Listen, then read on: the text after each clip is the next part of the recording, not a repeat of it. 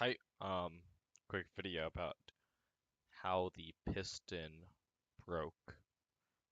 Well, what I think happened and I think I'm like 90% sure this is what caused it. Um, so what happened was that this side of the intake and this side of the intake did not stay parallel. Um, it's actually not parallel. They didn't rotate the same amount. I'll show you in CAD. But so what basically happened is that the intake was kind of like this, right? You have well when we were testing it, it was kind of like this, where both one of the sides of the intake was like kind of closed and the other side was like kind of closed too. Um, so they're like, let me unhide this real quick. Okay, so they're kind of like that. When we were testing this. Um, and what happened was that the piston got pressure from both the in and the out for some reason. Um, and you can we could tell this because we couldn't move the piston in and out. Um, and after we decompressed the whole system, then we could move the piston in and out. So there is definitely air coming in through this and coming in through this one. Um, and that's not how pistons should work. So I'm not sure how that happened, but the essential thing that the piston wasn't able to move in and out. So when our robot hit the cube and the intake wanted to go like that, right? If you can see in the model I have, here's the piston, here's that thing. The piston, when it does that, it wants to go in, it wants to compress. But since the piston wasn't able to do that because it was pressurized on both sides, then it bent itself. So there are multiple ways to fix this, but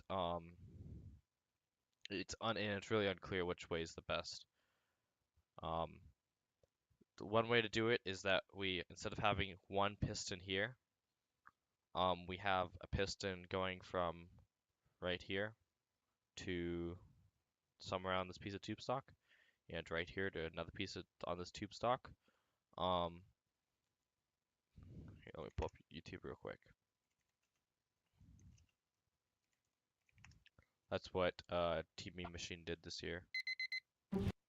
Um, and what this would allow is that both of the sets of intakes stays parallel. By parallel, I mean it moves in this fashion. I forgot what that's called, but it moves like that. It moves together. Um,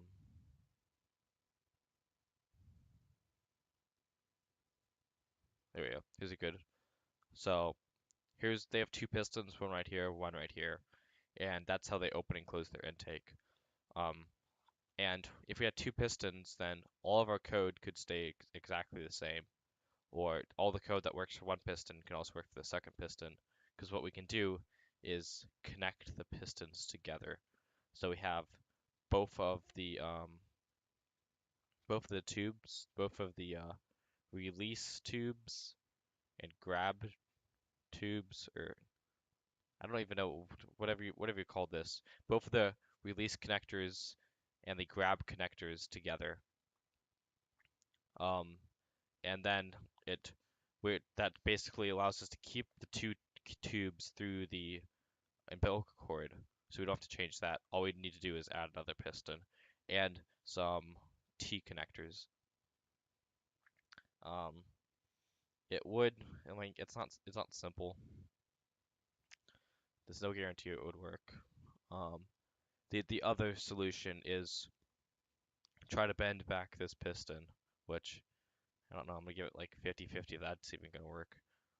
Um, and then after that doesn't look good, but after we bend back this piston, then we just do what we currently have right now, and make sure that um, both sides are never pressurized. It's only one side or the other side. Um, yeah, I don't know why both sides were pressurized, but I mean, the piston, the essential problem of why it broke is that the piston wasn't able to move, wasn't able to do that. So it just bent instead of doing that. Okay, hopefully that explains. If you guys have any questions, please comment. That's it. Goodbye.